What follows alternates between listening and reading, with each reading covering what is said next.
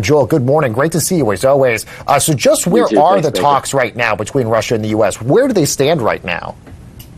Yeah, no, thanks for having me this morning. And the talks are at a very tense moment. No doubt about it. This is the most serious crisis that the United States has had diplomatically with Russia since the Cold War. We are looking at Russia right now with 100,000 troops along Ukraine's border.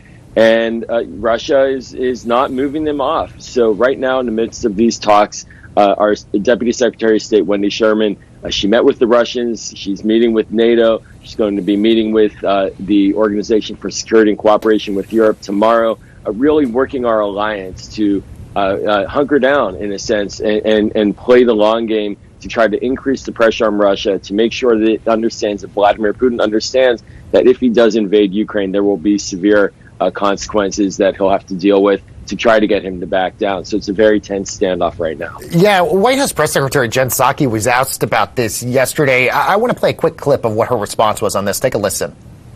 I would first say that it's too early to tell whether the Russians are serious about the path to diplomacy or not, or if they're prepared to negotiate seriously in good faith. We are, or whether they will use discussions as a pretext to claim that diplomacy couldn't possibly work in order to proceed with the aggressive rhetoric and actions, most importantly, that they have portrayed at the border. And that was, of course, Jen Psaki with a gaggle of reporters on Air Force One yesterday. The New York Times, Joel, is basically saying maybe Vladimir Putin hasn't even made a decision about what he wants to do here. Do you maybe think it's too soon to even know Russia's true intentions at this point, and that potentially there could be some manipulation being done here by Russia on this?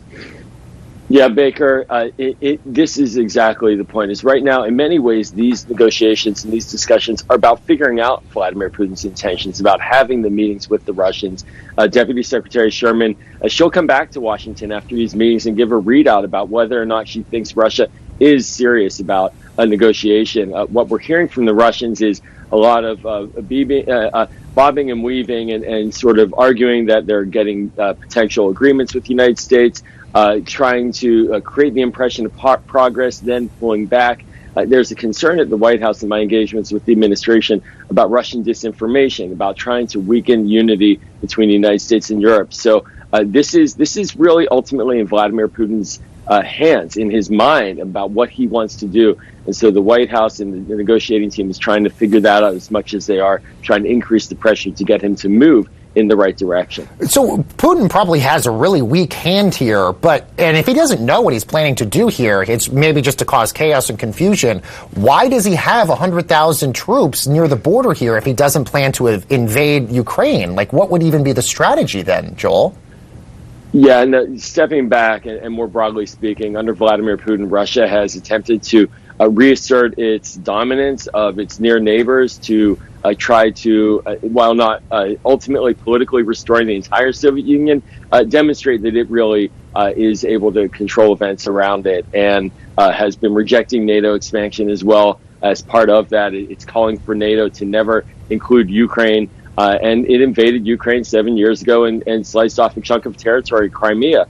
So this is an expansionist mindset. It's a sort of a great power game that Vladimir Putin is playing, but it's highly risky. The Ukrainian people have been preparing for this moment. 8 years ago, they were invaded, and they understand how to defend themselves. And this is where it gets really dangerous, because if Russia does invade, it's not like Ukraine's going to just roll over. And that's very concerning, right on the eastern flank of Europe, to have a major war. And that's what we're all trying to see be avoided.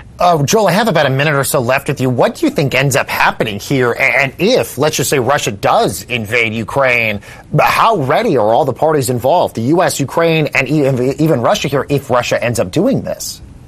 Yeah, it's a really heightened level of diplomatic engagement right now between the United States and our European partners. And the White House seems to believe that they have gotten cooperation from Europe at a level they didn't expect. My sense is that means that we're going to have punishing sanctions on Russia. The United States is talking about that, but we can't do it alone. We need Europe.